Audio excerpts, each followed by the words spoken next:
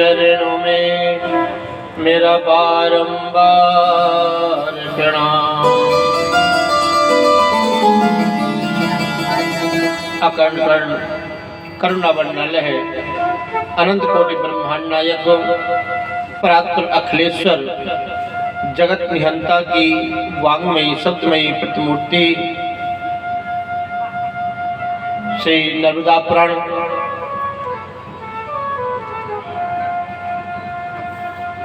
पतित पावनी मोक्षदायिनी मां भगवती के चरणों पर बारंबार नमन। भूत भावन भोलेनाथ के श्री चरणार बिंदों को कोटि कोटि बार वंदन। स्थान देवता, कुल देवता, क्षेत्र देवता एवं पितृ देवताओं को बारंबार वंदन। संत समाज, विप्र समाज एवं गौ माता के चरणों पर कोटि कोटि बार प्रणाम।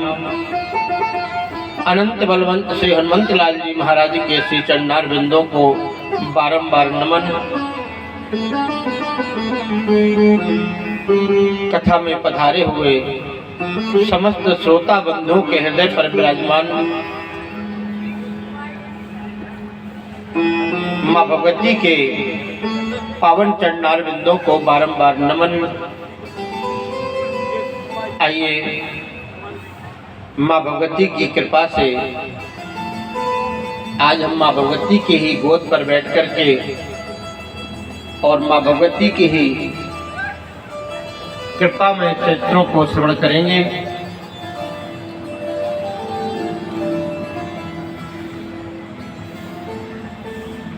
मां भगवती के अनेक वात्सल में कृपा में चरित्रों को आज श्रवण करने का सौभाग्य हम सब जीवों को प्राप्त हो रहा है। भूत भावन भोलेनाथ एवं मां नर्मदा की असीम अनुकंपा और उनके ही गुणानुवाद गाने का और श्रवण करने का अवसर आगे 7 दिनों तक हम सबको प्राप्त होते रहेंगे। तो आइए बड़े प्रेम के साथ में भूत भावन भोलेनाथ के चरणार बिंदों पर नित्य की भांति प्रणाम करेंगे। उसके बाद में मां भगवती की सुंदर गाथा को श्रवण करेंगे। नमामि समीशान निर्वाण रूपम विभुं व्यापकं ब्रह्मवेदस्वरूपम्। ईशान निर्वाण रूपम विभुं व्यापकं वेदस्वरूपम्। निर्गुणं निर्विकल्पं निरीहं चिदाकाशमाकाशं भजेऽहम्। निर्गुणं निर्विकल्पं निरीहं चिदाकाशमाकाशं भजेऽहं। निराकार मोंकार मूलं तुरीयं गिराज्ञान गोपीतमीशं गिरीशं। निराकार ओंकार मूलं तुरीयं गिराज्ञान गोपीतमीशं गिरीशं। महाकालिकालं कृपालं गुणागार संसारपारं नतोऽहम्। महाकालिकालं कृपालं गुणागार संसारपारं नतोऽहम्। तुषारादिशङ्काशिकोरं गम्भीरं मनोभूतिकोटि प्रभाति शरीरं। तुषाराद्रिशङ्काशिकोरं गम्भीरं मनोभूतिकोटि प्रभाति शरीरं। मौन कल्लोन नीचार रसत भाल भाल कंठे भुजंगा बोल कल्लोल नीचार गंगा रसद भाल वाले कंठे भुजंगा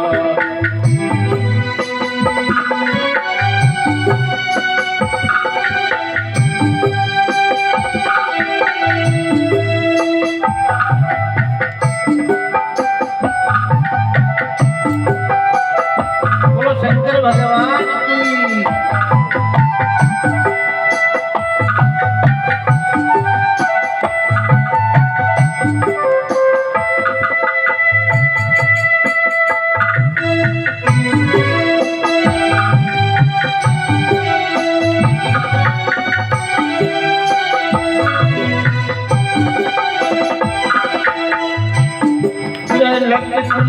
नीलम लोकनेत्रं विशालं चन्नाननं नीलकण्ठं दयालुं जलत्रिकुण्डलं भूसुनेत्रं विशालं कृष्णाननमुनीरकण्ठं दयालुं मृगाभीतजल्माम्बरं मुण्डमालं प्रियं शङ्करं सर्वनाथं भजामि मृगाधीश चर्मावरं मुण्डमालं प्रियं शङ्करं सर्वनाथं भजामि प्रचण्डं प्रकर्षं प्रगल्भं परेशम् अखण्डं अजं बालकोटिप्रकाशम् प्रचण्डं प्रकृष्णं प्रगल्भं परेशम्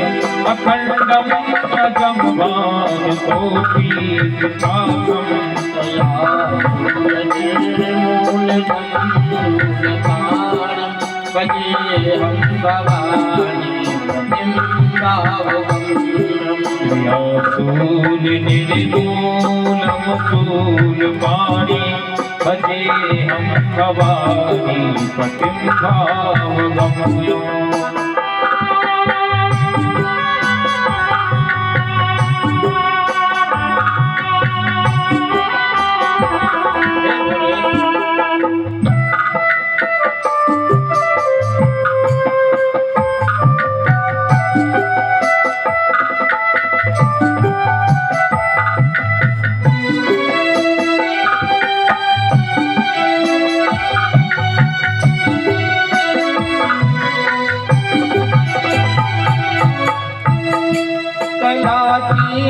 कल्याण कल्पांतिकारी सदा सच्चिदानंद दाता पुरारी गलातीत कल्याण कल्पांतिकारी सदा सच्चिदानंद दाता पुरारी आनंद संदोह मोहारी प्रसीद प्रसीद चिदानंद शंभो है मोहा मोहारी प्रसीदे प्रसीदे भूमन्मतारी नया वजुमानाथ पादारविन्दं भजन्ति है लोके परेवानराणा यया बद्री उमानाथ पादारविन्दं भजन्ति लोके परेवानराणा सुखं शान्ति संतापनाशं प्रसीद प्रभो सर्वभूतादिवासम् शुभम शांति संतापनाशम प्रसीदे प्रभो सर्वभूतादिवासम्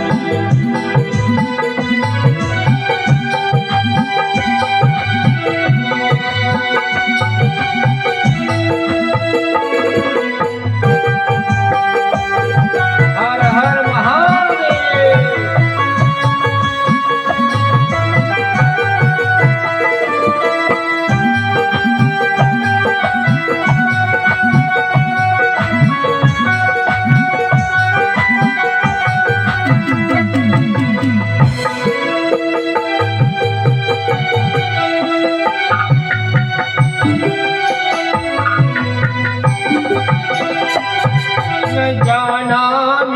योगम जपमेव पूजा न तो हम सदा सर्वदा संवदोऽयम् न जानामि योगं जपमुदेव पूजा न तो हम सदा सर्वदा संबुद्धोऽयम् न जानामि योगं जपमेव पूजा न जानामि योगं जपमुदेव पूजा न तो हम सदा सर्वदा संबुद्धोऽयम् न तो हम सदा सर्वदा संबुद्धोऽयम् जरा जन्म दुःखो वितापमाना जरा जन्मदोषो विपाकस्मानं प्रभो पाहियापं नमामि शम्भो प्रभो पाहयापं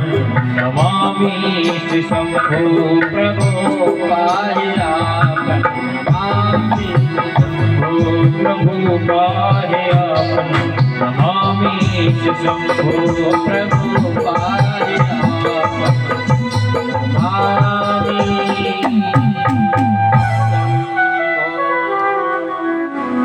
बोले शंकर भगवान की जय हो नर्मदे माते की जय हो। हम हाथ उठा कर कहते हैं हम हो गए भोले बाबा के हम हाथ उठा कर कहते हैं हम हो गए भोले बाबा के हम हाथ उठा कर कहते हैं हम हो गए भोले बाबा के हम हाथ उठा कर कहते हैं हम हो गए भोले बाबा के हम हाथ उठा कर कहते हैं हम हो गए भोले बाबा के हम हाथ उठा कर कहते हैं हम हो गए भोले बाबा के हम हो गए भोले बाबा के हम हो गए भोले बाबा के हम हो गए भोले बाबा के हम हो गए भोले बाबा के हम हो गए भोले बाबा के हम हो गए भोले बाबा के हम हाथ उठा कर कहते हैं हम हो गए भोले बाबा के हम हाथ उठा कर कहते हैं हम हो गए भोले बाबा के हाथ उठा कर कहते हैं हम हो गए भोले बाबा के हम हाथ उठा कर कहते हैं हम हो गए भोले बाबा के बोले शंकर भगवान की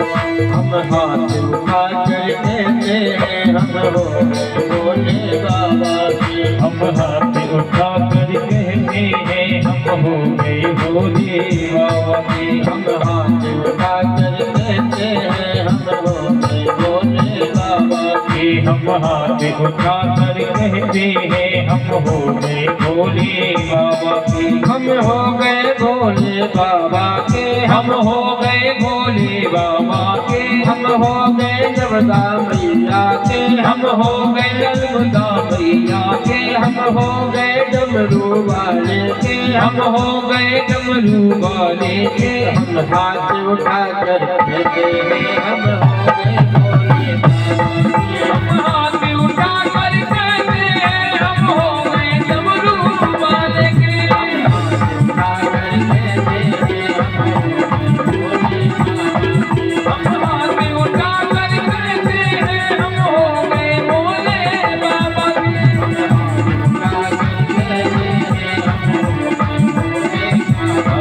हम हाथ उठा कर कहते हैं हम हो गए भोले बाबा के हम हाथ उठाकर कहते हम हो गए भोले बाबा के। हम हाथ उठाकर कहते हैं हम हो गए भोले बाबा के। हम हाथ उठाकर कहते हैं हम हो गए भोले बाबा के। हम हाथ उठाकर कहते हैं हम हो गए भोले बाबा के। हम हाथ उठाकर कहते हैं हम हो गए भोले बाबा के। हम हाथ उठाकर कहते हैं हम हो गए भोले बाबा के। हम हो गए भोले बाबा के। हम हो गए भोले बाबा के। जय हो नर्मदा मैया की जय हो सनातन धर्म की जय हो।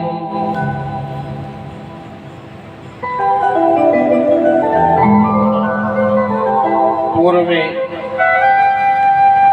भगवान भूत भावन भोलेनाथ के कृपामय चरित्रों को हम सब लोग श्रवण कर रहे थे।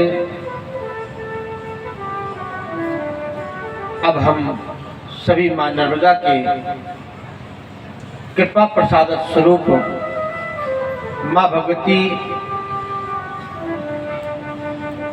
के प्राकट्य से लेकर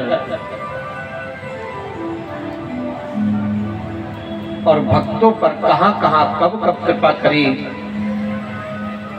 मां ने अवतार क्यों लिया और मां का अवतार कब हुआ, इन सब का जिसमें विवेचन हो उसी को बोलते हैं श्री नर्मदा पुराण। मां नर्मदा के भी कई नाम हैं, जिनमें दो नामों को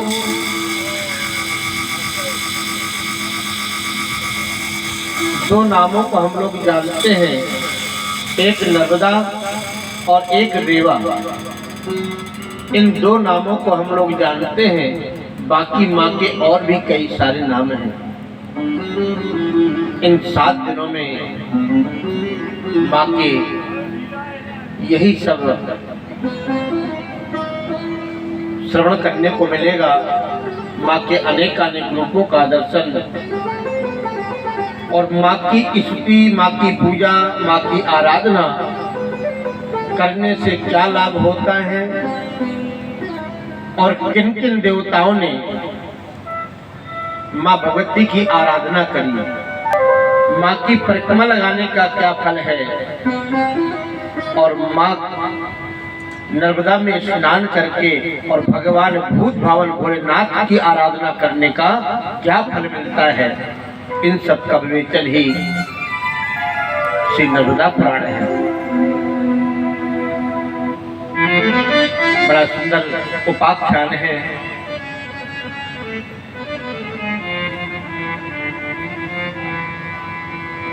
माँ भगवती नर्मदा की गाथा गाने में तो आनंद ही आनंद है, क्योंकि माँ का प्रत्यक्ष दर्शन भी सामने और माँ की गुणगान भी गाने का अवसर। आप सब लोग तो माँ की तरफ पीठ करके बैठे हैं, हम तो माँ का साक्षात दर्शन भी करते जा रहे हैं और माँ के गुणानुवादों को भी गा रहे हैं।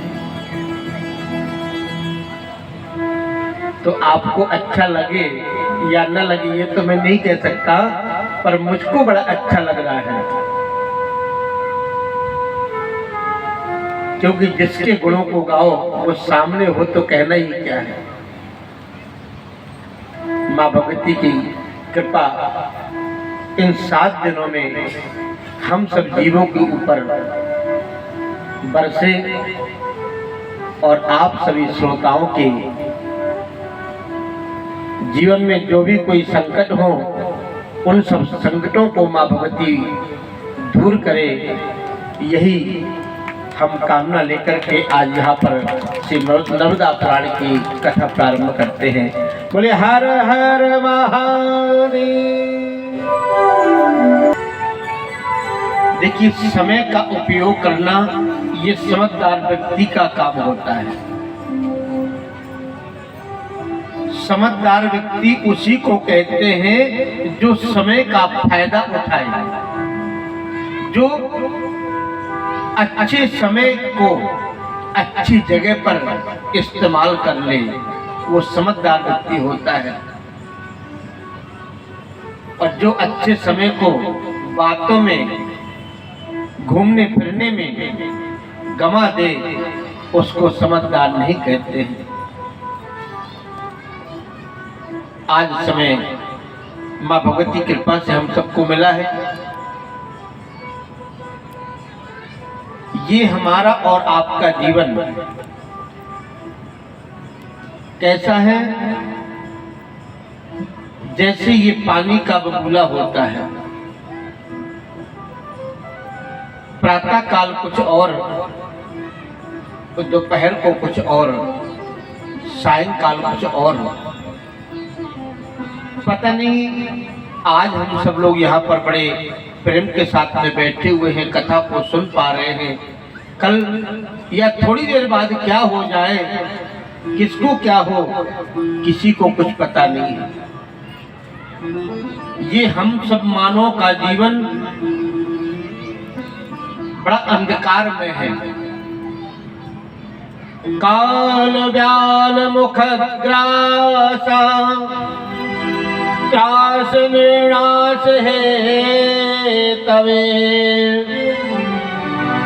ये हमारा और आपका जो जीवन है, ये काल रूपी एक बहुत बड़ा अजगर है, काल रूपी एक बहुत बड़ा सर्प है। उसने अपने मुख को फैलाया हुआ है और उसके मुख पर हम लोग बैठे हैं, उसके मुख पर हम सभी लोग बैठे हुए हैं। हमारा और आपका जीवन कब तक सुरक्षित है? जब तक उस अजगर ने अपने मुख को बंद नहीं किया। जैसे ही वो अजगर, काल रूपी अजगर अपने मुख को बंद कर लेता है, हमारा जीवन खतरे में पड़ जाएगा। इसलिए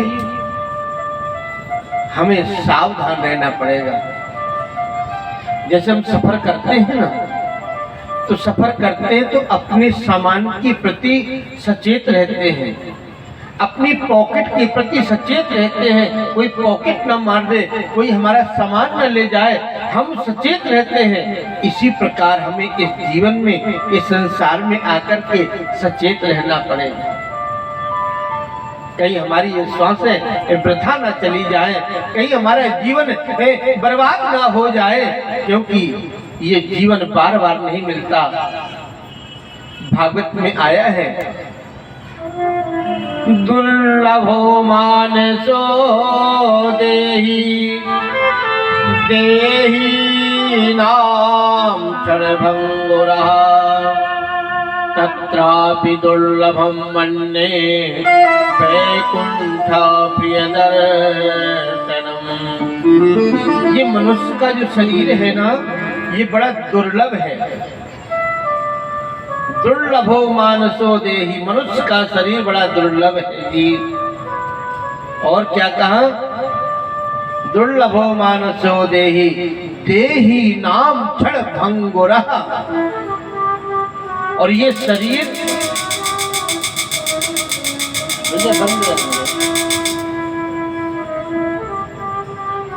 और ये शरीर क्षण भंगुर है।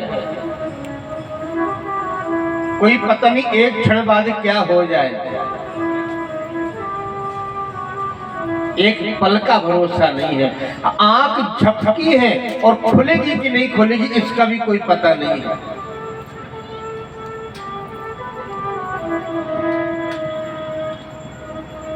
देहि नाम क्षण भंगुरः तत्रापि दुर्लभम मन्ये।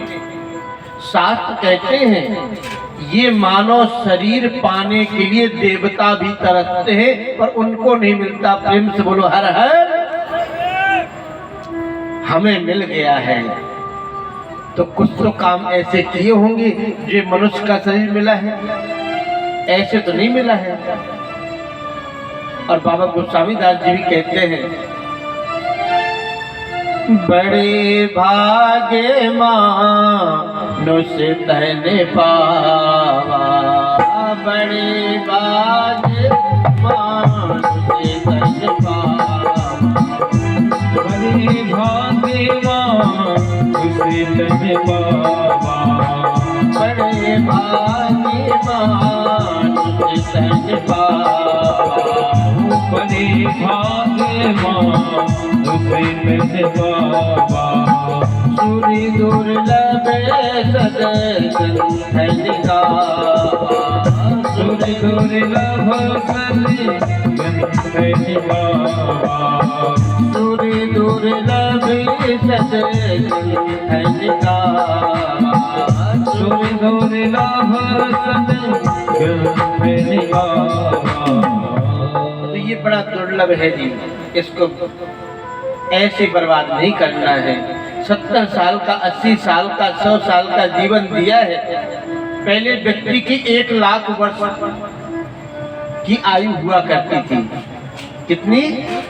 1 लाख। व्यक्ति जीते जी भी थक जाए। 1 लाख वर्ष की आयु हुआ करती थी मानव की सतयुग में। और जब सतयुग गया और सतयुग के बाद में क्या आया जी? त्रेता आया। जब त्रेता आया तो एक बिंदी उसमें से कम गई, एक बिंदी उसमें से हट गई तो कितने बची जी? 10,000 वर्ष की।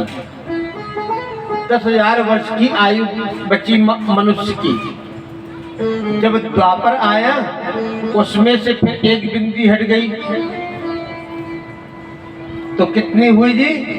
1,000 वर्ष की। द्वापर में मनुष्य की उम्र हुआ करती थी 1,000 वर्ष की, जिसमें भगवान श्री कृष्ण थे।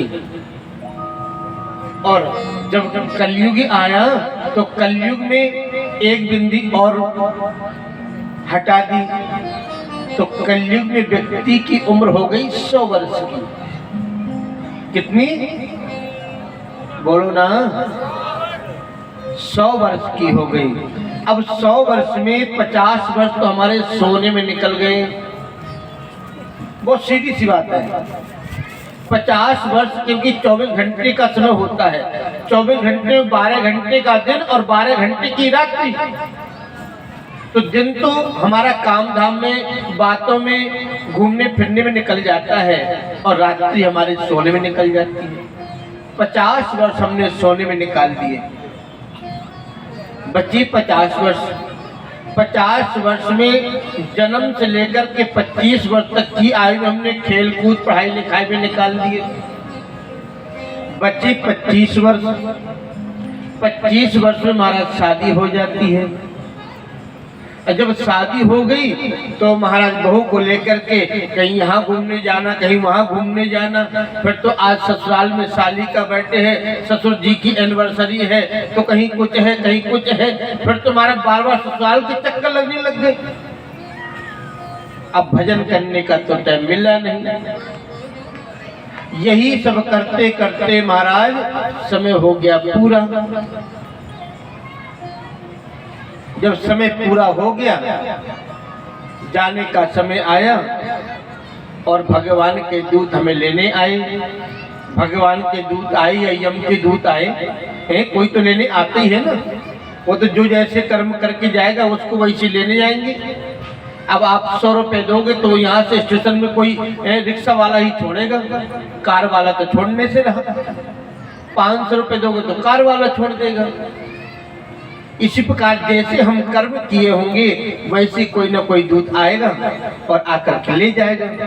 अब रास्ते में हम रोते हैं, हे भगवान ये यम की दूत हमको लेके जा रहे हैं, ये मारेंगे। वो भी कहते हैं अब क्यों रो रहा है? जब तुझे समझ थी तब तो तूने समझा नहीं, अब जब समय निकल चुका है तो अब तू रो रहा है। अब रोने से कोई फायदा नहीं। अब तो बेटा कोड़े घरेंगे, जीव रोता है। मृत्यु भी 3 प्रकार की होती है। मृत्यु 3 प्रकार की होती है। एक इच्छा मृत्यु, एक अनिच्छा मृत्यु और एक देव इच्छा मृत्यु। अनिच्छा मृत्यु उसको बोलते हैं जैसे दीपक जल रहा है, उसमें बाती भी है, घी भी है और बड़े प्रेम से जल रहा है, वो बुझना नहीं चाहता है। पर अचानक से एक आंधी का, हवा का झोंका आया और वो दीपक शांत हो जाता है। व्यक्ति मरना नहीं चाहता है, पर यहाँ से जा रहा है कहीं रास्ते में, अचानक से उसका एक्सीडेंट हो जाता है और उसकी मृत्यु हो जाती है। उसको बोलते हैं अनिच्छा मृत्यु। बिना इच्छा की मृत्यु को स्वीकार करना पड़ा। इच्छा नहीं थी, जीना चाह रहा था, पर अचानक से एक्सीडेंट हो गया, व्यक्ति चला गया। एक होती है इच्छा मृत्यु। इच्छा मृत्यु उसको बोलते हैं जैसे कि हमारे व्यापार में घाटा लगा, हमारा परीक्षा फल अच्छा नहीं आया, हमने कहीं पर इंटरव्यू दिया, हमें नौकरी का सिलेक्शन नहीं हुआ, तो महाराज हम उदास हो जाते हैं, हताश हो जाते हैं और हम सुसाइड कर लेते हैं, फांसी के फंदे में लटक जाते हैं या सल्फास खा लेते हैं। उसको बोलते हैं इच्छा मृत्यु। मैंने अपनी इच्छा से जीवन को खत्म कर दिया। भगवान ने नहीं कहा था, ये मैंने अपनी इच्छा से खत्म किया है। और एक होती अनिच्छा मृत्यु। अनिच्छा देव इच्छा मृत्यु, और देव इच्छा मृत्यु उसको बोलते हैं जैसे कि आपने दीपक जलाया, दीपक जलते जलते बाती भी खत्म हो गई और घी भी खत्म हो गया और दीपक शांत हो जाता है। व्यक्ति बचपन से लेके जवानी, बुढ़ापा आदि सभी पार करते हुए और हमारा 70, 80, 90, 100 साल का होकर के धीरे धीरे धीरे धीरे और समय आया और दुनिया से चला गया, वो होता है देव इच्छा मृत्यु। पर जो देव इच्छा मृत्यु वाले होते हैं वो तो भगवान को धाम को जाते हैं या फिर जैसे कर्म किए होते हैं वैसा फल मिलता है। पर ये अनिच्छा मृत्यु वाले और इच्छा मृत्यु वाले ये कहाँ जाते हैं, ये चिंतन का विषय है। ये वहां जाते हैं जैसे कि आज आप जिस घर में रह रहे हैं या हम जिस घर में रह रहे हैं, तो अभी हमको उस घर में हमारा जीवन कितना बाकी है, 40 साल या 50 साल, जितना भी अभी हमारा समय शेष है हमको उस घर में रहना है। पर आप आए और आपने जबरदस्ती करके हमको घर से भगा दिया, हमें घर से भगा दिया। अब जो बाकी का हमारा जीवन है कहीं ना कहीं तो हम गुजार करेंगे, कहीं ना कहीं तो बसेरा करेंगे, चाहे पेड़ के नीचे पड़े रहें, चाहे झोपड़ी बना के रहें, कहीं तो जीवन यापन करना पड़ेगा। तो जो ये अनिच्छा वाले और इच्छा मृत्यु वाले होते हैं ये वहीं जाकर के बसते हैं, जिनको बोलते हैं भूत प्रेत आदि जो बनते हैं ना, ये वही बनते हैं। फिर ये भटकते हैं, ये यहाँ से तो चले जाते हैं बड़े प्रेम के साथ में कि हमें मर जाएंगे तो सुख से रहेंगे, पर जो मर के गए ना उनसे पूछो तुम कितने सुख में हो। भटकते हैं महाराज, क्योंकि उनका शरीर तो होता नहीं है, कहीं पर कुछ खा पी भी नहीं सकते हैं, फिर वो कहीं आपके शरीर में, कहीं इनके शरीर में, कहीं हमारे शरीर में आकर के बैठ जाते हैं, फिर परेशान करते हैं महाराज, खूब नाचते झूमते हैं। फिर महाराज अपनी अपनी फरमाइशें रखी जाती है। तो जीवन में कभी भी इन दो रास्तों को नहीं अपनाना चाहिए। भटकता है आदमी, 40 साल का अगर जीवन शेष बचा है तो 40 दूनी 80 साल भटकता है वो। फिर उनका उद्धार नहीं होता है। और धुंधकारी भी ऐसे ही महाराज भटका था, धुंधकारी भी भटक रहा था। तो महाराज गोकर्ण जी महाराज के सामने पहुंचा और कहा, अहम भ्राता तुदीयोस्मि धुंधकारी नामता सुखीये नैव दोषेण ब्रह्मत्वं नाशितं मया। हे भैया मैं आपका भाई धुंधकारी हूँ, मेरा उद्धार करो, मैंने बहुत बुरे कर्म किए हैं। बोले भैया मैंने तो तुम्हारा गया में पिंडदान कर दिया था। बोले गया में नहीं, तुम चाहे जहाँ पिंडदान कर दो, मेरा उद्धार होने वाला नहीं है। क्यों? क्योंकि मैं छोटा मोटा पापी थोड़ी नहीं हूँ। अरे मैंने बहुत बड़े बड़े पाप किए हैं, और सबसे बड़ा पाप तो मैंने वो किया है कि माता पिता को सताया। वो पाप मिटता नहीं है, ध्यान रखना।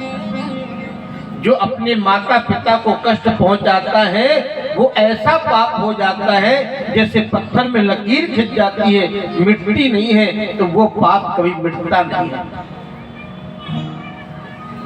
मैंने ऐसे पाप किए हैं भैया, मेरा उद्धार करो। तो गोकर्ण जी महाराज ने भागवत सुनाई, धुंधकारी के लिए भागवत सुनाई, और भागवत को सुन करके गोकर्ण का उद्धार हो गया। और जब गोकर्ण का उद्धार हुआ तो महाराज आकाश से विमान आया भगवान का उनको लेने के लिए। गोकर्ण जी महाराज ने पूछा भैया आप कौन है? बोले हम आपके भाई को लेने आए हैं। क्यों? क्योंकि आपके भाई ने भागवत कथा सुनी है। बोले भैया ये बताओ, भागवत कथा तो इन सबने भी सुनी है, फिर इनके लिए भी माने क्यों नहीं आया? बोले महाराज भाग श्रोता 3 प्रकार के होते हैं। श्रोता कितने प्रकार के होते हैं? 3 प्रकार के। एक सोता, कथा में आकर के सो जाते हैं। क्यों? घर में जो नाती पोते होते वो सोने नहीं देते, तो कथा में आकर के आराम से सो जाते हैं। और एक होते हैं श्रोता, कथा में आएंगे और महाराज न तो खुद कथा सुनेंगे न पड़ोसी को सुनने देंगे, और ये कमी वो कमी ऐसा वैसा, और महाराज बातों बातों में 3 घंटे बिता देते हैं और चले जाते हैं। और एक होते हैं श्रोता, जो कथा को सुनते हैं और सुनने के बाद में उसका चिंतन करते हैं, मनन करते हैं। जो उच्च क्वालिटी के श्रोता होते हैं ना, उनको भगवान मिलते हैं। प्रेम से बोलो हर हर महादेव। तो आपके भाई ने ऐसी कथा सुनी है। गोकर्ण जी महाराज ने उस गांव में दोबारा से कथा करी, और दोबारा से कथा जब करी तो महाराज पूरे गांव भर के लिए विमान आया भगवान के यहाँ से, और पूरा गांव महाराज भगवान के धाम को चला गया। उड़ीसा में आज भी वो गांव है जहाँ पर आज भी उस गांव का कोई प्राणी नहीं है। कुछ संत लोगों ने कुटिया बना करके वहाँ रह रहे हैं, लेकिन पूरा गांव खाली पड़ा है। अगर जाना हो तो चले जाना रहने के लिए। प्रेम से बोलो हर हर। तो भैया समय ऐसे मत गमाओ, आज है कल जाने हो या ना हो। बचपन से आदत डाल दो तो बुढ़ापे तक भगवान नाम जप करने की आदत पड़ ही जाएगी। और नहीं तो महाराज बुढ़ापे में किसी को भगवान याद नहीं आते। बुढ़ापे में तो नाती पोता और बेटा बहू यही सब याद आते हैं, और उनके याद आने से कुछ होने वाला नहीं है। ना राम नाम लीनो, ना कृष्ण नाम लीनो, इस भरी जवानी में तो डूब के मर जा रे चुल्लू भर पानी में। तू डूब के मर जा रे चुल्लू भर पानी में। डूब के मर जा रे चुल्लू भर पानी में। ये तू डूब के मर जा रे चुल्लू भर पानी में। ना राम नाम लीनो, ना कृष्ण नाम लीनो, ना राम नाम लीलो, ना कृष्ण नाम लीलो, जिस भरी जवानी में तू डूब के मर जा रे चुल्लू भर पानी में। तू डूब के मर जा रे चुल्लू भर पानी में। मर जा रे चुल्लू भर पानी में।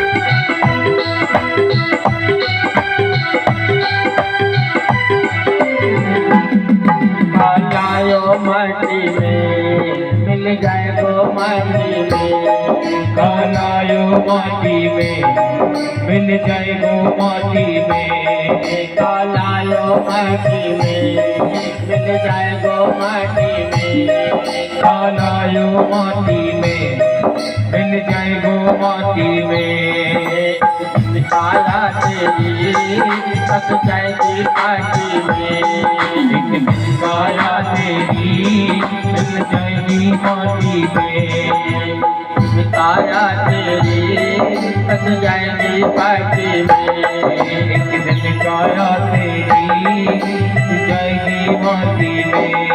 पानी कब बूला है, पानी कब बूला है, पानी कब बूला है, पानी कब बूला है, मिल जाएगो पानी में,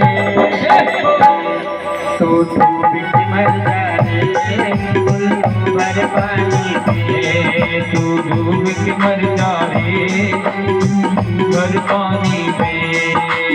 प्रेम से ताली सेवा करती है, बोले हर हर।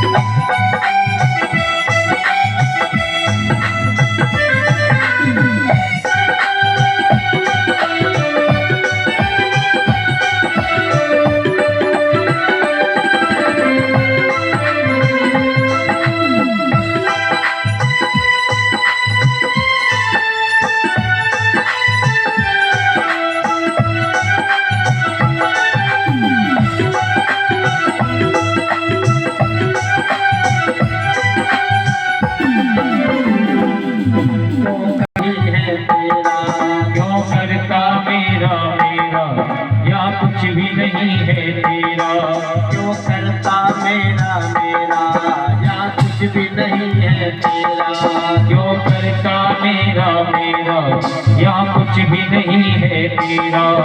एक दिन होगा भैया तेरा मरघट पर डेरा, एक दिन होगा भैया तेरा मरघट पे डेरा, एक दिन होगा भैया तेरा मरघट पर डेरा, एक दिन होगा भैया तेरा मरघट पे डेरा। कट पुण्य कमाए ले रे, कट पुण्य कमाए ले रे, कट पुण्य कमाए ले रे, कट पुण्य कमाए ले रे, ऐसी जिंदगानी में तो डूब के मर जाए, तू डूब के मर जाए उल्लू भर पानी में,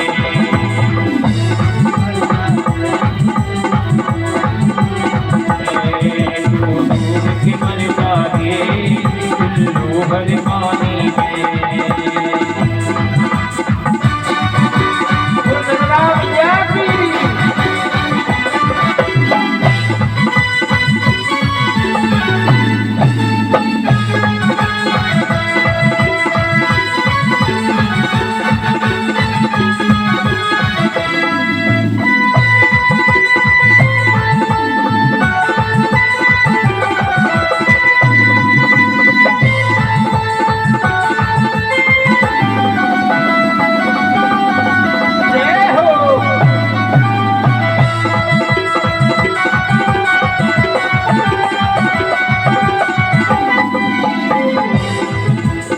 कहते हैं ये जीवन बार बार नहीं मिलेगा। कर सच्ची भक्ति है, भक्ति में शक्ति है, भूखल सच्ची भक्ति है, भक्ति में शक्ति है, कर सच्ची भक्ति है, भक्ति में शक्ति है, भूखल सच्ची भक्ति है, भक्ति में शक्ति है। या भक्ति से भैया मिल जाएगी मुक्ति है, या भक्ति से भैया मिल जाएगी मुक्ति है, या भक्ति से भैया मिल जाएगी मुक्ति है, या भक्ति से भैया मिल जाएगी मुक्ति है। तन बाला बन खोयो, तन वाला पन खोयो, धन वाला पन खोयो, धन वाला पन खोयो, आना कानी में तो मर जाए। डूब के मर जाए चुल्लू भर पानी में, डूब के मर जाए चुल्लू भर पानी में, डूब के मर जाए चुल्लू भर पानी में। राम नाम लीलो, नाम लीलो, भोला राम नाम लीलो, ना कृष्ण नाम लीलो, ना राम नाम लीलो, ना कृष्ण नाम लीलो, ना राम नाम लीलो, ना कृष्ण नाम लीलो। भरी जवानी में डूब के मर जाए चुल्लू भर पानी में, डूब के मर जाए चुल्लू भर पानी में, मर जाए डूब के मर जाए चुल्लू भर पानी में, चुल्लू भर पानी में, चुल्लू भर पानी में। कोई नजरा मैया की जय। भैया समय को ऐसे नहीं गंवाना है। आज का समय हमारा है, कल का दिन किसी और का है, ये पक्की बात है। हम सभी कथाओं पर यही बात कहते हैं कि आज का दिन हमारा है, कल का दिन किसी और का होगा, ना जाने कैसा होगा, कुछ पता नहीं है। इसलिए समय का उपयोग अच्छा कर लेना। माँ भगवती की आराधना करो, भगवान भोलेनाथ का पूजन करो, नाम जप करो, जिससे जीवन का कल्याण होगा। वैसे तो बहुत सारी देव नदियां हैं जो सबको पावन करती है, पर माँ भगवती नर्मदा अपने आप में अकथनीय रूप से सभी जीवों का कल्याण करती है। सभी जब संसार का प्रलय होता है ना, तो सभी नदियां लुप्त हो जाती हैं, क्योंकि सब कुछ खत्म हो जाता है। स्थावर जंगम आदि महाराज सब कुछ खत्म हो जाता है और सभी जगह जल ही जल दिखाई देता है। सारी दुनिया में जितना हम लोग देखते हैं ना, जब प्रलय होता है तब कुछ नहीं, सिर्फ जल बचता है। उस जल में भगवान भूत बावन भोलेनाथ किसी तरह वेदों की रक्षा करते हैं, पर उस कल्प में भी, प्रलय काल के कल्प में भी माँ भगवती नर्मदा लुप्त नहीं होती। प्रेम से बोलो हर हर। माँ नर्मदा सदा रहती है, और ये जिस समय पर प्रलय काल होता है उस समय पर माँ भगवती नर्मदा जो है ना, भगवान भोलेनाथ की तपस्या करती होती है। माँ भोलेनाथ की तपस्या करती होती है। यही दृश्य एक बार ब्रह्मा ने देखा। जब ब्रह्मा ने देखा कि ये प्रलय काल चल रहा है और भगवान भोलेनाथ ने ब्रह्मा जी को वायु के माध्यम से हवा पर स्थान दिया था कि बोले तुम इस वायु में रहते हुए, मतलब आकाश में उड़ते उड़ते ही तुमको वेदों की रक्षा करनी है।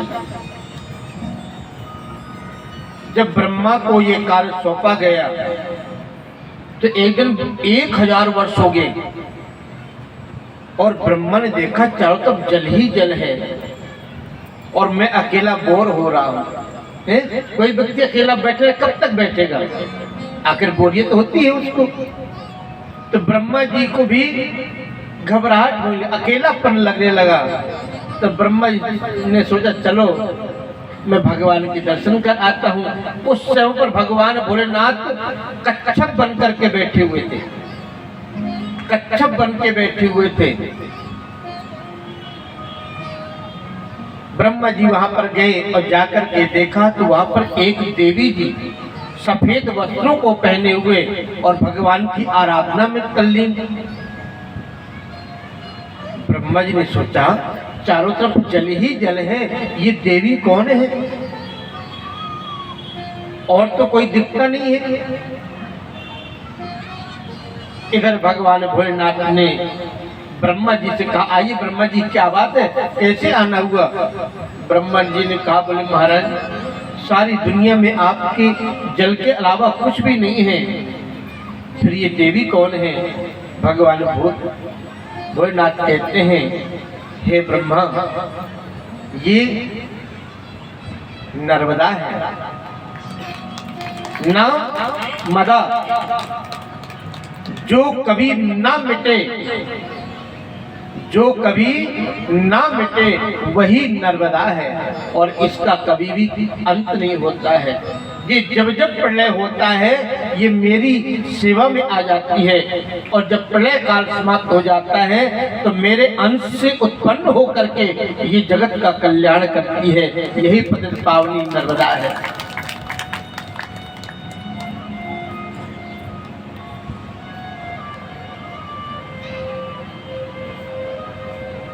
इधर भगवान ब्रह्मा जी से भी एक बार देवर्षि नारद ने पूछा, इधर शौनकादिक ऋषियों से श्री युधिष्ठिर जी महाराज ने पूछा कि प्रभु ये नर्मदा का पूरा परिचय बताइए, ये नर्मदा का पूरा परिचय क्या है, ये कौन से कल्प में किस रूप से आती है, इनके नाम क्या क्या हैं।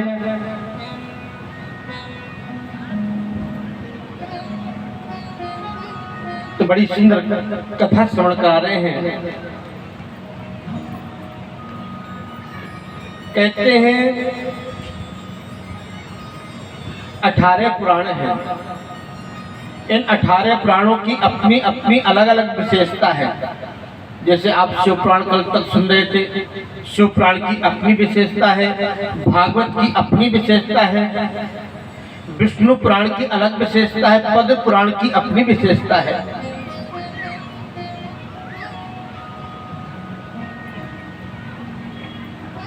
तो कहते हैं 18 पुराण हैं। ब्रह्म पुराण जो संहिता ग्रंथ है, अनेक पुण्य वक्ताओं से युक्त 10,000 श्लोकों में वर्णित है। ब्रह्म पुराण में 10,000 श्लोक हैं और 55,000 श्लोक हैं पद्म पुराण में। कितने जी? 55,000 श्लोक हैं पद्म पुराण में। बहुत बड़ा पुराण है। जिसका कहीं पर कोई समाधान न मिल रहा हो पद्म पुराण को पढ़ ले, उसको सबका समाधान मिल जाएगा। और महाराज 23,000 श्लोक हैं विष्णु पुराण में। 23,000 श्लोक हैं विष्णु पुराण में। और महाराज वायु देवता द्वारा कहा गया वायु पुराण है, जो शिव भक्ति के योग से इसका नाम शिव पुराण पड़ा। और शिव पुराण में महाराज 24,000 श्लोक हैं। और महाराज 4 पर्वों में विभक्त 14,500 श्लोकों वाला है भविष्य पुराण। 9,000 मंत्रों से युक्त है मार्कंडेय पुराण। और 16,000 श्लोकों में वर्णित है अग्नि पुराण। और 25,000 श्लोकों से वर्णित है नारद पुराण, और 16,000 और हमारा 2 भागों में युक्त श्रीमद् भागवत है, जिसमें 18,000 श्लोक हैं और 10,000 श्लोक हैं ब्रह्मवैवर्त पुराण में। 11,000 श्लोकों की संख्या है लिंग पुराण में, और वह 2 भागों में विरचित है। 24,000 श्लोकों वाला है 12 पुराण, और भाग्यवानों में से 7 खंडों में विभक्त 81,000 श्लोकों में 52 पुराण हैं। 81,000 श्लोक हैं स्कंद पुराण में, और 10,000 श्लोक हैं 52 पुराण में, और कलयुग में 17,000 श्लोकों वाला 2 भागों में विभाजित पूर्व पुराण हुआ। 14,000 श्लोकों में मत्स्य पुराण, और 12,000 श्लोकों में ब्रह्मांड पुराण है, और गरुड़ पुराण की रचना हुई है। ये 18 पुराण कहे गए हैं। ब्रह्म पुराण का उपपुराण संहिता वाला सदाशिव का आश्रय उत्तम उपपुराण हुआ। उसकी संहिता है संत कुमार जी आदि बताते हैं। नर्मदा जी के बारे में बड़ी सुंदर चर्चा आ रही है। जन्मेजय जी महाराज ने भी वैश्यपायन से पूछा कि नर्मदा ये है कौन। गंगा का तो पता है कि ये भागीरथी के द्वारा लाई गई गंगा है पितरों के उद्धार के लिए, पर ये नर्मदा कौन है।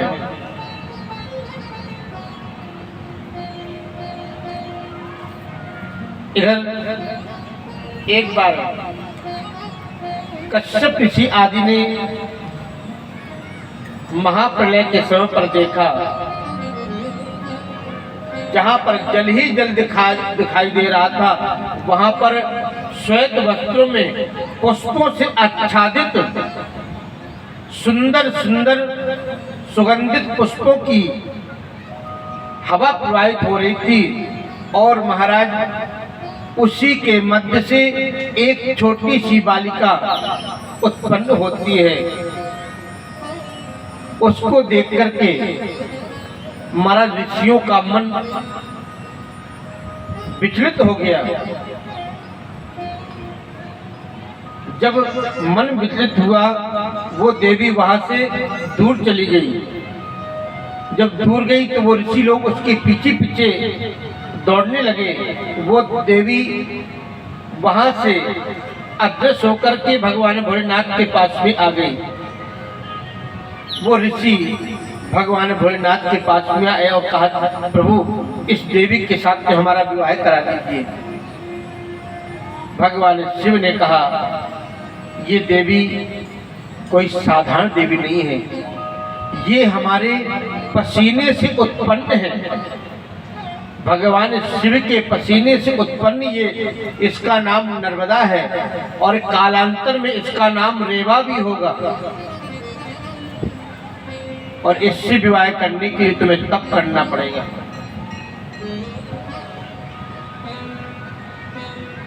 ऋषि मुनि वहां से लौट करके चले गए,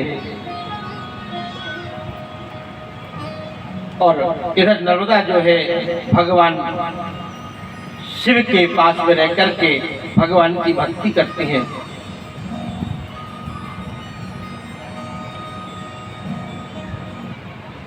इधर एक बार मनु महाराज से भी यही प्रश्न किसी ने किया,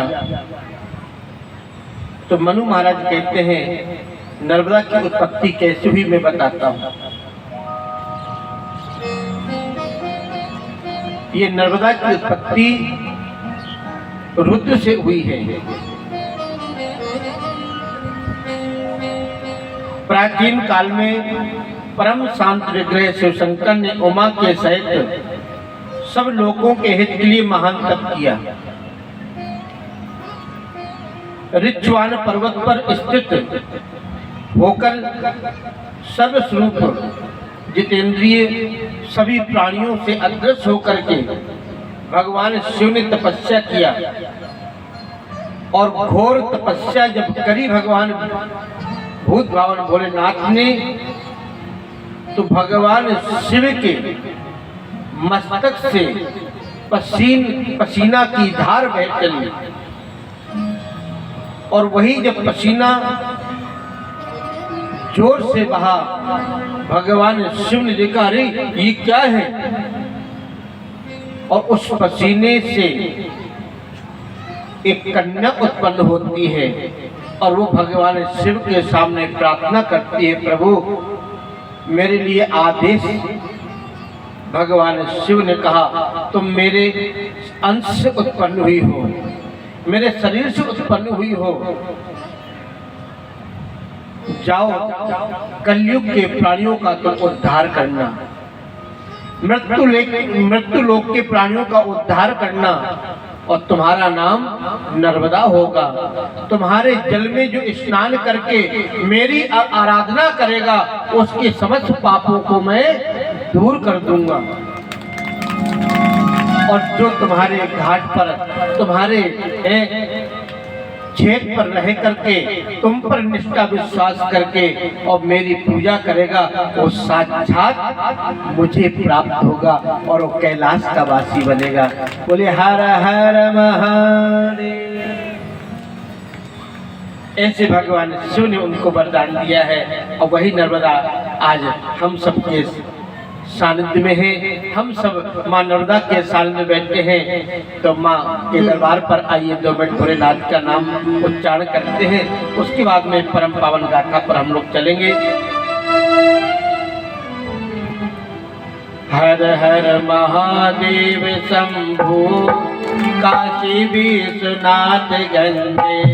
हर हर महादेव शंभु काशी विश्वनाथ गंगे।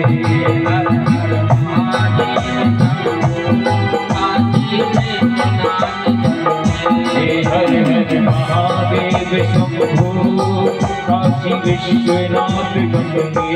काशी विश्वनाथ गंगे, काशी अमरनाथ गंगे।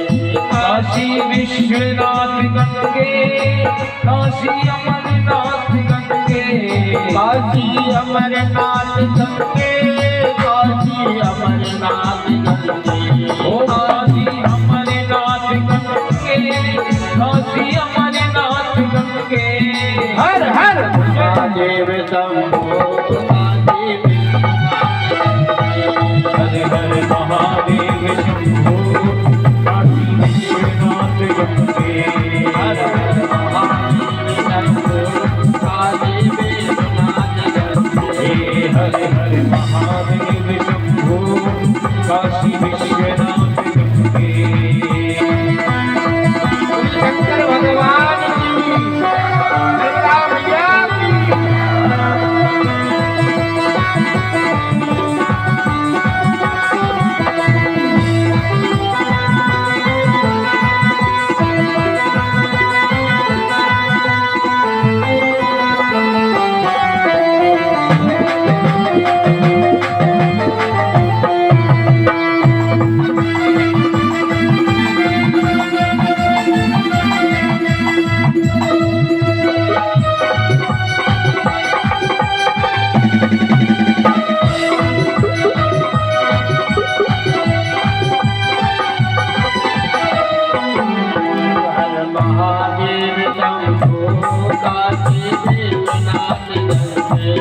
हर हर महादेव शंभो काशी विश्वनाथ गंगे।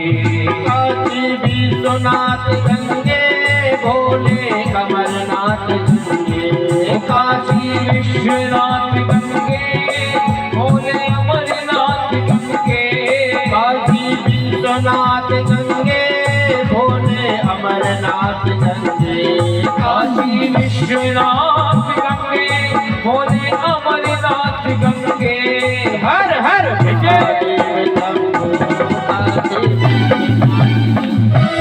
हर हर महादेव शंभो काशी विश्वनाथ गंगे। हर हर महादेव शंभो काशी हर हर महादेव शंभो काशी विश्वनाथ गंगे नमः शिवाय ओम नमः शिवाय नमः शिवाय ओम नमः शिवाय नमः शिवाय ओम नमः शिवाय नमः शिवाय ओम नमः शिवाय। कोई भी दिव्या भगवान शिव का नाम लेने से बचपन बना रहे भैया। माँ नर्मदा के किनारे माँ नर्मदा की कथा को सुन रहे हैं और बाबा के नाम को लेना बिल्कुल ना भूले।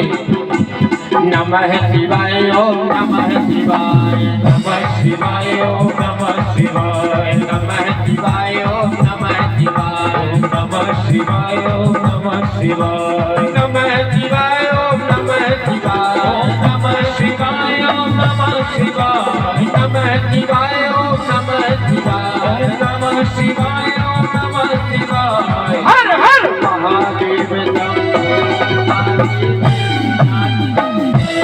हरे हरे महादेव शंभो काशी विश्वनाथ गंगे हर हर महादेव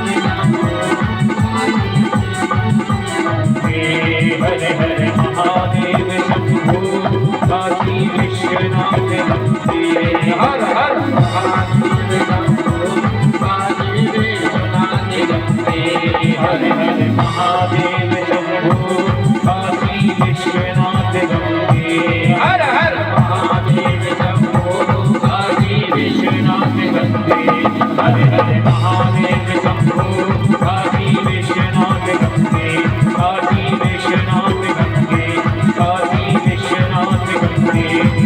हरे हर महादेव हरे हर महादेव हरे हर महादेव। बोलो नर्मदा मैया की। और माँ भगवती के 15 नामों को जो व्यक्ति रोज गाता है माँ भगवती उसके सभी कष्टों को दूर कर देती है। माँ भगवती के 15 नाम हैं। उन नामों को माँ के द्वार पर बैठ करके और माँ के नामों को गाओ, भोलेनाथ के नाम को गाओ तो माँ भगवती बहुत जल्दी प्रसन्न होती हैं। माँ भगवती के 15 नाम कौन से हैं आइए हम चर्चा करते हैं, उसके बाद में आगे चलते हैं। माँ भगवती का पहला नाम क्षीण है। क्या? क्षीण। दूसरा महानद, तीसरा नर्मदा, चौथा सुरसा और महाराज 5वां कृता और कृपा है। मंदाकिनी, दशार्णा, चित्रकूटा, तपसा, विदिशा, रंजना, बालुका वाहिनी एवं ऋक्षपाद है। ये माँ भगवती के ये नाम है। इन नामों को जो व्यक्ति नित्य जपता है माँ भगवती उस पर बहुत कृपा करती है। और जो मदिरा पीने वाला व्यक्ति भी, श्री नर्मदा पुराण में लिखा है, अगर कोई व्यक्ति मदिरा पीता हो और मदिरा पीने वाला व्यक्ति भी अगर माँ नर्मदा में आकर के स्नान कर ले तो माँ भगवती उसको उस पाप से भी छुटकारा दिला देती है। पर भैया ऐसा मत करना कि शराब पीने वाले का पाप मिट जाता, चलो खूब पी लो और नर्मदा में जाके स्नान कर लो। एक बार का मैया माफ करेगी, 2 बार का माफ करेगी, 3 बार तो कह देगी बेटा अब अगर आया तो लठ और मारूंगी। प्रेम से बोलो हर हर।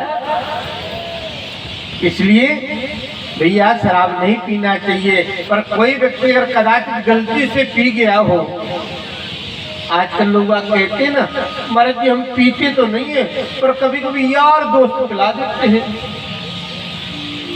अब वो आपका यार दोस्त ही किस काम का जो आपको जहर पिलाना सिखाए। प्रेम से बोलो हर हर। इसलिए कभी भी ऐसे अवगुणों से दूर रहना चाहिए, कभी स्वीकार नहीं करना चाहिए। और माँ नर्मदा की बड़ी सुंदर महिमा है। इन 7 दिनों में हम नित्य माँ की महिमा का गुणगान करेंगे। एक बार मार्कंडे ऋषि ने भी, मार्कंडे ऋषि से धर्मराज युधिष्ठिर ने पूछा कि भगवान आपने तो पहले देखे हैं आप माँ नर्मदा के बारे में बताइए ना। तो श्री मार्कंडेय जी महाराज कहते हैं,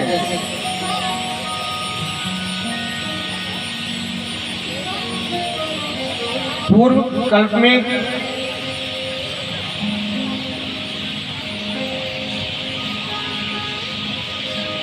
एक बार भगवान शिव और माता पार्वती दोनों आपस में क्रीड़ा कर रहे थे। जब दोनों आपस में क्रीड़ा कर रहे थे तो क्रीड़ा करते करते माता के अंश से, माता पार्वती के और भगवान शिव के संपर्क से एक कन्या उत्पन्न हुई। और वो कन्या उत्पन्न हुई तो भगवान भूत भवन के देवी ये कौन है? माता पार्वती ने कहा ये हमारे द्वारा उत्पन्न है, ये हमारी पुत्री है। भगवान शिव ने कहा अरे वाह क्या बात है, दो दो बेटे थे और चलो पुत्री भी हो गई।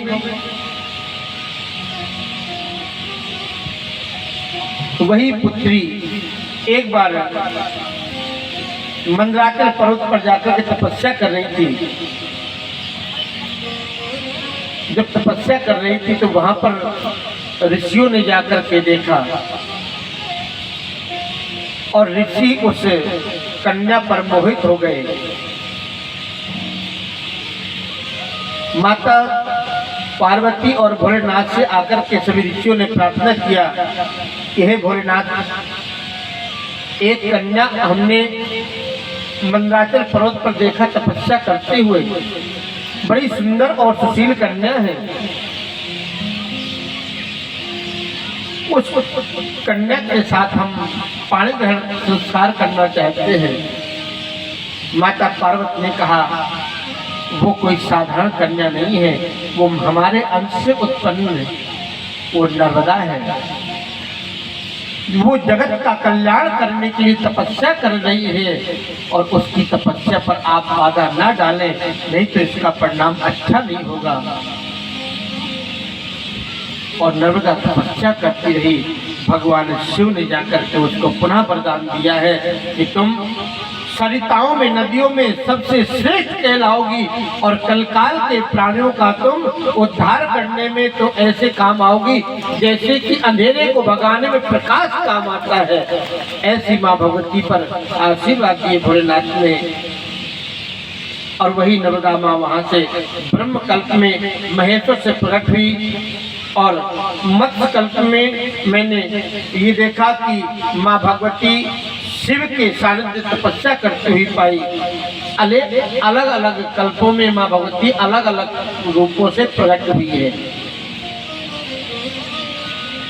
मयूर कल्प में माँ भगवती नर्मदा का नाम रेवा पड़ा है।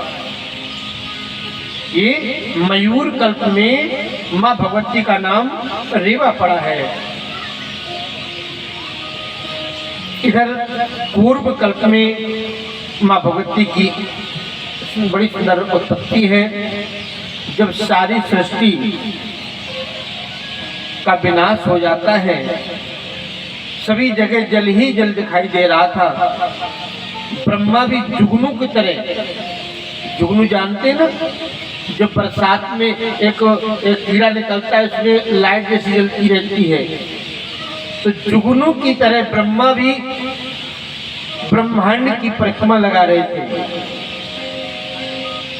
कई हजार वर्षों तक ब्रह्मा को जुगनू बनकर के रहना पड़ा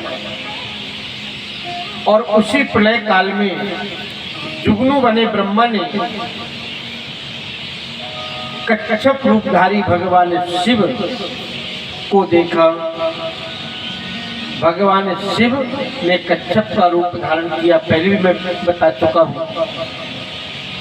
तो कच्छप रूपधारी भगवान शिव को देखा और शिव के पास में एक कन्या को देखा, छोटी सी बालिका वहां पर भगवान शिव की आराधना कर रही है। जब आराधना कर रही है और उन्हीं के देखते देखते महाराज भगवान शिव ने सारी सृष्टि को बनाया। जो भी महाराज साधन है, गाय है, पर्वत है, भूमि है, जो जो कुछ भी दिख रहा था महाराज सब पुनः भगवान भोलेनाथ ने अपने से प्रकट कर दिया। पहाड़ बना दिए, नदी, तालाब, कुएं, बावड़ी आदि महाराज सब कुछ भगवान ने पुनः अपने शरीर से प्रकट कर दिए। 7 द्वीप बनाए हैं। हम लोग कहाँ रहते? जम्बू द्वीप में हम लोग रहते हैं ना। जब हमारे ब्राह्मण देवता पूजन कराते हैं तो संकल्प बोलते हैं, जम्बू द्वीपे भरतखंडे, बोलते ही नहीं बोलते। तो हम लोग जम्बू द्वीप में हैं और भारत खंड हमारा है। ये हमारा जो भारतवर्ष है ना, ये हमारा भारत है ना, ये बड़ा महान है। इतना महान कोई और देश नहीं है जी। यहाँ पर सभी ऋतुएं हैं। यहाँ पर हमारे भारत में सनातन धर्म का बोलबाला है और सनातन धर्म इतना महान है कि महाराज एक पत्थर को भी शंकर मान लिया जाता है। यहाँ तो नीम की पेड़ की पूजा होती है, धतूरे की पत्ते फूल सब महाराज काम आते हैं। अन्य कोई धर्म इतना महान नहीं है। बड़ा महान धर्म है हमारा सनातन। और इसी धर्म में महाराज हमारे एक से एक सनातन धर्म की रक्षा करने वाले वीर सपूत भी हुए। गुरु नानक साहब के पुत्रों को धर्म के लिए ही तो चुन दिया गया था। धर्म के साथ समझौता नहीं किया तो महाराज उनको जान की बाजी लगानी पड़ी। एक बात कहें, अपने धर्म के प्रति हमेशा सचेत रहा करो। जो धर्म की रक्षा करता है धर्म उसकी भी रक्षा करता है। जो अपने धर्म का नहीं वो किसी का नहीं। हमारे राम और कृष्ण, देवी दुर्गा है, शिव में क्या कमी है? वो क्या नहीं दे सकते जो हम कहीं मजारों में जाकर के माथा टेकते हैं। अगर माथा ही टेकना है तो अपने सनातन धर्म के जो वीर सपूत हैं, जो जिन्होंने अपने इस धर्म के लिए अपनी जान गंवा दी, उन वीर सपूतों की जाकर के समाधि पर माथा टेको। बाकी कहीं माथा टेकने की आवश्यकता नहीं है। अपने धर्म के प्रति सचेत रहो। अपने धर्म को छोड़ करके किसी धर्म में जाना नहीं है और किसी धर्म के बारे में बोलना भी नहीं है। भैया जैसे यहाँ से 4 रास्ते जाते हैं, 4 रास्ते हैं, उन 4 रास्तों से सभी जाएंगे और आखिर पहुंचेंगे तो मेन रास्ते में ना। जितने भी ये धर्म है सब किसी व्यक्ति के द्वारा बनाए गए धर्म है। ध्यान रखना, संसार में जितने भी धर्म है सब ये किसी व्यक्ति के द्वारा बनाए हुए धर्म है। सिर्फ एक ही धर्म ऐसा है जिसको किसी ने नहीं बनाया, वो है सनातन धर्म। ये बनाया नहीं जाता, ये तो दुनिया को बना देता है।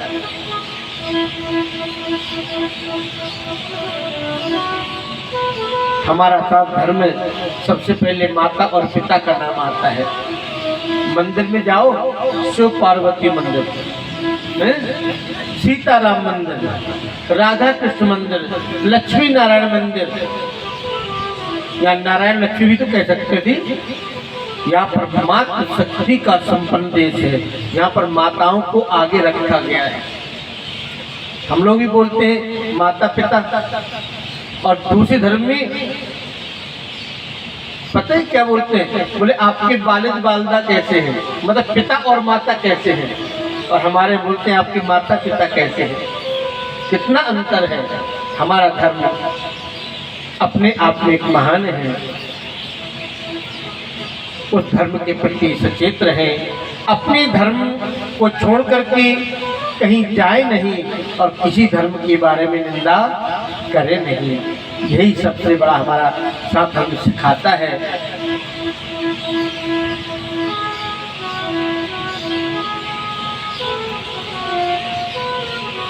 है प्रीति जहाँ की रीति सदा, है प्रीति जहाँ की रीति सदा, मैं गीत वहाँ के गाता हूँ। भारत का रहने वाला हूँ, भारत की बात सुनाता हूँ। भारत का रहने वाला हूँ, भारत की बात सुनाता हूँ। है प्रीति जहाँ की रीति सदा, प्रीत जहाँ की रीति सदा, है प्रीति जहाँ की रीति सदा, मैं गीत वहाँ के गाता हूँ। भारत का रहने वाला हूँ, भारत की बात सुनाता हूँ। भारत का रहने वाला हूँ, भारत की बात सुनाता हूँ। भारत की बात सुनाता हूँ।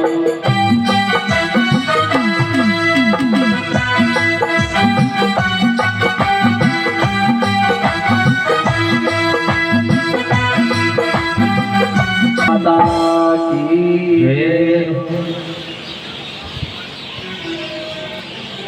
इधर 7 द्वीपों को बनाया, जम्बू द्वीप, कुशद्वीप, क्रौंच द्वीप, सालमणि द्वीप, पुष्कर द्वीप और प्लक्ष द्वीप और शाक द्वीप। ये हमारा 7 द्वीपों को बनाया है, मेरे प्रभु ने अपने से प्रकट कर दिया। और महाराज 7 समुद्र भी बनाए हैं। वो 7 समुद्र कौन कौन से जी? पहला है लवण,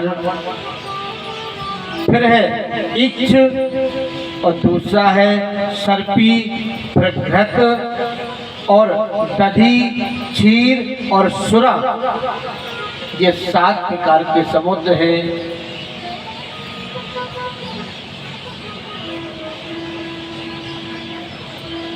और वहीं पर समुद्रों को देखा है और वहीं पर एक देवी को देखा ब्रह्मा जी ने, जिसका नाम नर्मदा है। और नर्मदा जी ने भगवान शिव की आराधना करी है, उनकी स्तुति करी है। माँ भगवती हर कल्प में किसी न किसी रूप पर आती हैं।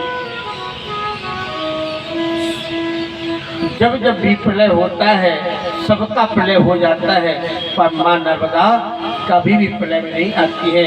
वो प्रलय के समय पर भी भगवान शिव की आराधना करती हैं, भगवान शिव की सेवा करती हैं और शिव की ही प्रेरणा से मृत लोक में आकर के समस्त भक्तों का कल्याण करती हैं। बोलो नर्मदा मैया की जय। और जब माँ भगवती नर्मदा सभी जीवों का कल्याण करती है तो माँ भगवती की शरणागति स्वीकार कर लेने में हमें देरी नहीं लगानी चाहिए। सोए हुए मन को जगा देती है माँ। बस निष्ठा पूर्वक माँ के श्री चरणों का, माँ की जलोदक का, अगर हम लोग कहीं बाहर जाते हैं, हमारी निष्ठा है कि हम माँ नर्मदा का बिना स्नान किए या उनका दर्शन किए बिना नहीं रह सकते हैं। तो एक बोतल में या एक किसी पात्र में नर्मदा जी का जल लेकर के जाएं और प्रतिदिन उसका आचमन कर लें और 2 ढक्कन महाराज बाल्टी में डाल लें और उससे स्नान करें तो हमको यही का फल जहाँ भी होंगे वहाँ प्राप्त हो जाएगा। बहुत से लोगों का नियम होता है ना कि हम प्रतिदिन नर्मदा जी का स्नान करेंगे या नर्मदा जल पान करेंगे। तो आप लोग जहाँ भी कहीं जाएं, जिसका नियम है वो इस तरह से अपने नियम को पूरा कर सकते हैं और भगवान भोलेनाथ की कृपा का अनुकरण कर सकते हैं।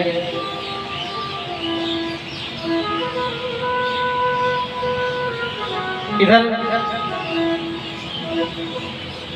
नर्मदा जी से ब्रह्मा जी ने पूछा, बोले देवी आपने कुछ देखा? श्री नर्मदा जी ने कहा कि मैंने सब कुछ देखा। जितना भगवान शिव ने प्रलय के समय पर अपने में समाहित किया था, अपने में प्रविष्ट किया था, उतना सब भगवान भोलेनाथ ने सब बाहर भी निकाल दिया।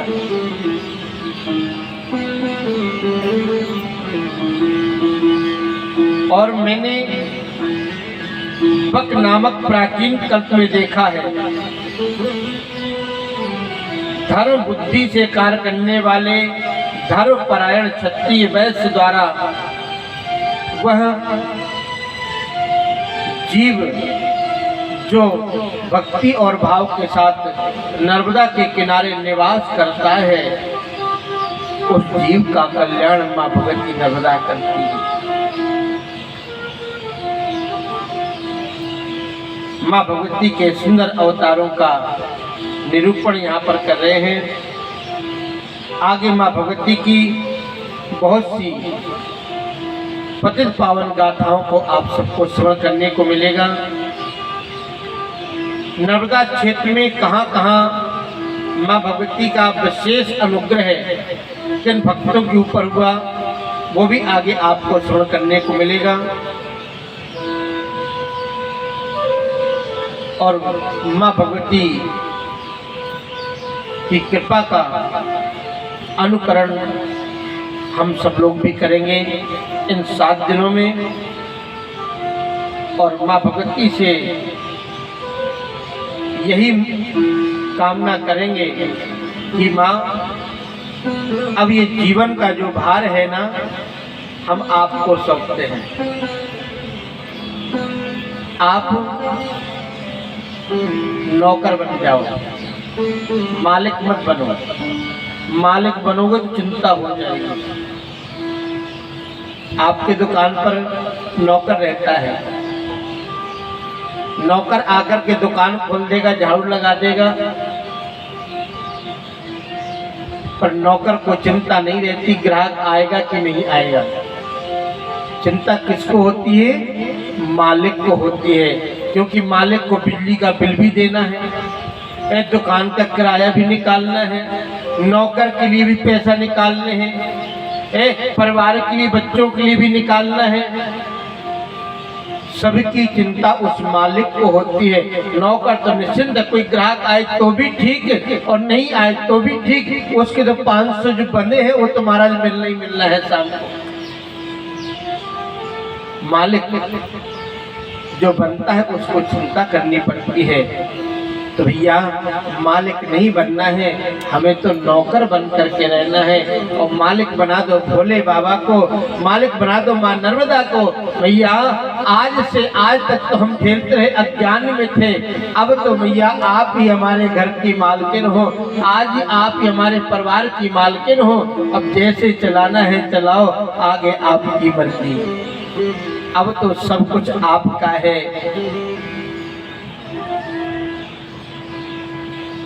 और माँ से यही करो, तेरे भरोसे मेरी गाड़ी, तू जाने तेरा काम जाने। तेरे भरोसे मेरी गाड़ी, तू जाने तेरा काम जाने। मेरी गाड़ी, तू जाने तेरा काम जाने। तेरे भरोसे मेरी गाड़ी, तू जाने तेरा काम जाने तेरा काम जाने, ओ मैया तेरा काम जाने। तू जाने तेरा काम जाने, ओ मैया तेरा काम जाने। तेरे भरोसे मेरी गाड़ी, तेरा तेरे भरोसे मेरी गाड़ी, तू जाने तेरा काम जाने। बोलो नर्मदा मैया की।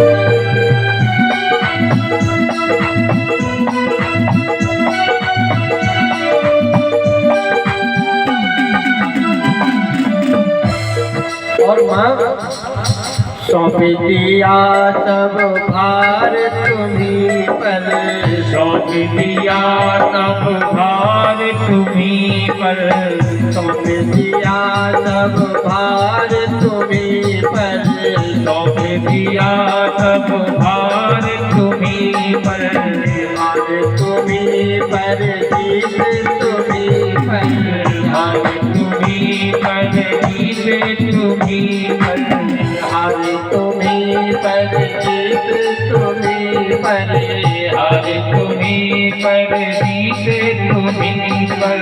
और मौज से करेंगे सवारी तुम्हारे तेरा काम जाने, मौज से करेंगे सवारी जाने तेरा काम जाने, तेरे भरोसे मेरी गाड़ी जाने तेरा काम जाने, तेरे भरोसे मेरी गाड़ी जाने तेरा काम जाने।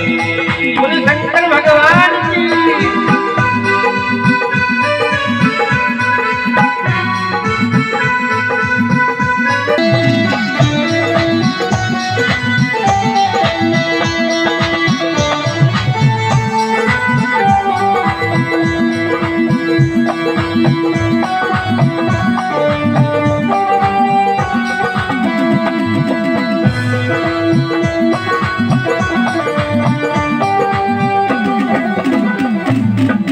जब से मैया तेरी शरण में आया, जब से मैया तेरी शरण में आया, जब से बाबा तेरी शरण में आया, जब से बाबा तेरी शरण में आया, एक अनोखा आनंद पाया, एक अनोखा आनंद पाया, एक अनोखा आनंद पाया, एक अनोखा आनंद पाया।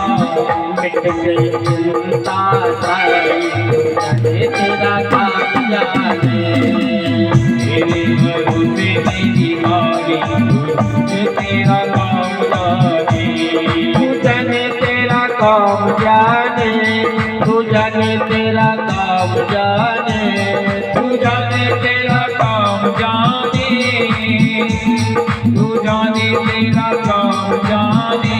अभी तेरे भरोसे मेरी गाड़ी जाने तेरा काम जाने, तेरे भरोसे मेरी गाड़ी जाने मेरा काम जाने, तेरे भरोसे मेरी गाड़ी जाने मेरा काम जाने।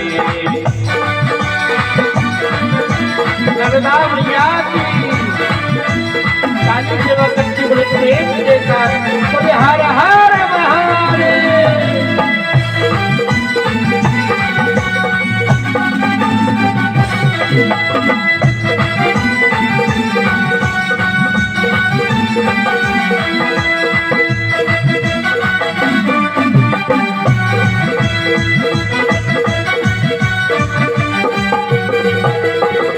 सतगुरु प्यारे रहम करेंगे, सतगुरु प्यारे रहम करेंगे, सतगुरु प्यारे रहम करेंगे, गुरु प्यारे रहम करेंगे, और सागर से पार करेंगे, और सागर से पार करेंगे, और सागर से पार करेंगे, और सागर से पार करेंगे। और जब गुरु की कृपा और माँ भगवती की कृपा हो जाए तो महाराज हम तो निश्चिंत हो जाएंगे। और क्या बोलेंगे? मौज से करेंगे सवारी, दोनों हाथ हाथ प्रेम से, मौज से करेंगे सवारी तेरा काम जाने, तेरे भरोसे मेरी गाड़ी जाने तेरा काम जाने, भरोसे मेरा गाड़ी जाने तेरा काम जाने, करेंगे सवारी जाने तेरा काम जाने, जाने तेरा काम जाने, तू जाने तेरा काम जाने, ओ तू जाने तेरा काम जाने, तू जाने तेरा काम जाने। भरोसे मेरी गाड़ी जाने तेरा काम जाने, तेरे भरोसे मेरी गाड़ी जाने तेरा काम जाने, भरोसे तेरी गाड़ी तेरा काम जाने तेरे भरोसे तेरी गाड़ी जाने तेरा काम जाने तेरे भरोसे तेरी गाड़ी जाने तेरा काम जाने तेरे भरोसे तेरी गाड़ी जाने तेरा काम जाने। बोले नर्मदा मैया की जय हो। अब तो माँ को सौंप दो। हम लोग रोज यहाँ पर आते हैं माँ की आरती के लिए। रोज दिन भर हम देखते हैं कि लोग दिन भर घूमने के लिए आते हैं, तो माँ नर्मदा का जो दर्शन है, जो प्रांगण है, खाली घूमने भर के लिए नहीं है, कि एंजॉय के लिए नहीं है, ये तो भव से पार उतरने के लिए है, सारे दुखों का शमन करने के लिए है। जो व्यक्ति जिस भाव से आता है माँ भगवती उस पर कृपा कर देती है, और जो व्यक्ति बुरी निगाह के साथ में या घूमने फिरने के उद्देश्य से पर्यटक समझ करके आता है, माँ भगवती उसको डंडे की मार से मारती है। प्रेम से बोलो हर हर। इसलिए यहाँ पर माँ के सामने, माँ के प्रांगण पर घूमने के उद्देश्य से मत आना। यहाँ पर महाराज पिकनिक मनाने के लिए मत आना। ये तो महाराज आत्मरंजन का विषय है। यहाँ पर आकर के आप 10 मिनट भी बैठ करके माँ भगवती का दर्शन करते करते ओम नमः शिवाय, ओम नमः शिवाय इस नाम का जप करो, तुम्हारा कल्याण हो जाएगा। नियम बना लो, जिसका कोई भी काम न बनता हो, कथा सुन रहे हैं आप लोग, जिसका कोई भी काम ना बन रहा हो, वो व्यक्ति प्रतिदिन आना और महाराज माँ नर्मदा का दर्शन करना और शांत भाव से बैठ करके 10 मिनट नमः शिवाय नमः शिवाय नमः शिवाय का जप करना। देखना माँ भगवती तुम्हारे बहुत जल्दी सारी समस्याओं का समाधान कर देगी। हम कोई टोटका बताने वाले नहीं हैं जी, हम तो वही बताएंगे जो तुम्हें करना है। प्रत्यक्ष रूप से माता रानी यहाँ पर विराजमान है। अब नजरिया है, हमने जैसा चश्मा लगाया होगा दुनिया हमको वैसी दिखाई देगी। सावन में कोई व्यक्ति अंधा हो जाता है तो उसको दुनिया हमेशा हरी हरी दिखती है। तो जैसा हमारा चश्मा होगा ये दुनिया हमको वैसी दिखाई देगी। तो भैया ये तो हमारा आत्मरंजन की जगह है, मोक्ष की जगह है। और यहाँ पर भी आकर के अगर जीव भटक जाता है तो महाराज वो कहीं पर भी लैंड पे नहीं लगता है। इसलिए भटकने की नहीं, यहाँ तो महाराज बहुत से पार उतरने की जगह है। आओ, खूब आओ, आकर के माँ भगवती का दर्शन करो और शांति से, कुछ नहीं, कोई मंत्र नहीं आता है तो ओम नमः शिवाय तो आता ही है ना। इस मंत्र का जाप जितना हो सके उतना आप करिए, देखिए कितनी शक्ति आपको अंदर से मिलेगी।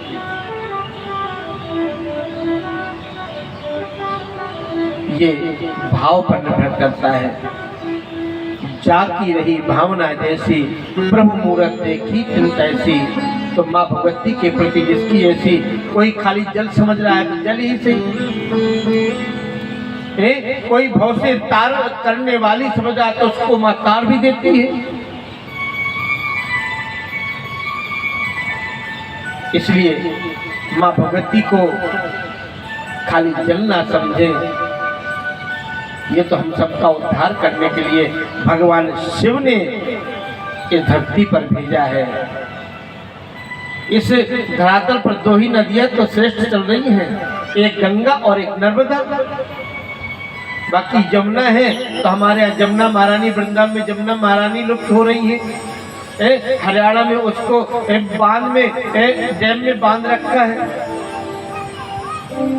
पहले एक काली नाग था, आज तो महाराज पूरी जमुना का जल विषैला हो गया है। दिल्ली की जितनी फैक्ट्रियां उन सबका केमिकल उसमें आता है। बाबा महाकाल की नगरी उज्जैन में क्षिप्रा महारानी लुप्त हो गई, उस पर भी नर्मदा माँ का पानी छोड़ा जाता है। जितनी भी अन्य देव नदियां हैं सब कहीं न कहीं अदृश्य होती जा रही हैं, पर 2 देवियां ऐसी हैं जो आज भी महाराज भरपूर सबको दर्शन देती हैं और सबका कल्याण करती हैं। बोलो नर्मदा मैया की जय। आज की कथा को ये पर विश्राम करेंगे, क्योंकि आगे फिर माँ की आरती का समय हो जाता है। हमारे भैया शैलेश जी एक माँ की सुंदर अरदास आप सबके सामने प्रस्तुत करेंगे। उसके बाद में इसी बीच में आपको माँ नर्मदा का दर्शन भी करने को मिलेगा। माँ की सुंदर झांकी भी आपको दर्शन करने को मिलेगी और उसके बाद में आरती करेंगे और फिर माता रानी की उधर अपनी आरती होगी। बोलो नर्मदा मैया की जय। दरबार तेरा दरबारों में एक खास अहमियत रखता है, उसको वैसा मिल जाता जो जैसी नीयत रखता है। अमरकंठ से मैया बन के धारा चली, अमरकंठ से बन के मैया धारा चली, भोलेनाथ की लगी जगत को तारने चली, भोलेनाथ की लगी जगत को तारने चली। अमरकंठ से मैया बन के धारा चली, अमरकंठ से मैया बन के धारा चली, भोलेनाथ की लली जगत को तारने चली, भोलेनाथ की लली जगत को तारने चली। जय हो मैया नर्मदे, जय हो मैया नर्मदे, जय हो मैया नर्मदे, जय हो मैया नर्मदे।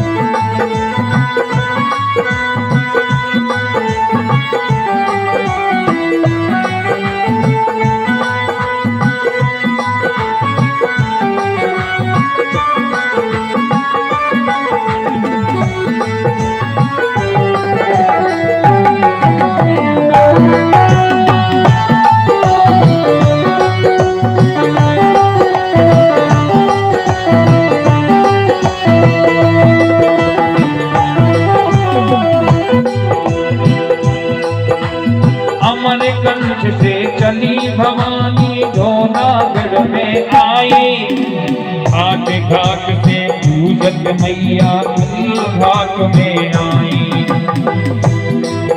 उथले घाट से मैया गुजरात है चली, उथले घाट से मैया गुजरात है चली, भोलेनाथ की लली जगत को तारने चली, भोलेनाथ की लली जगत को तारने चली।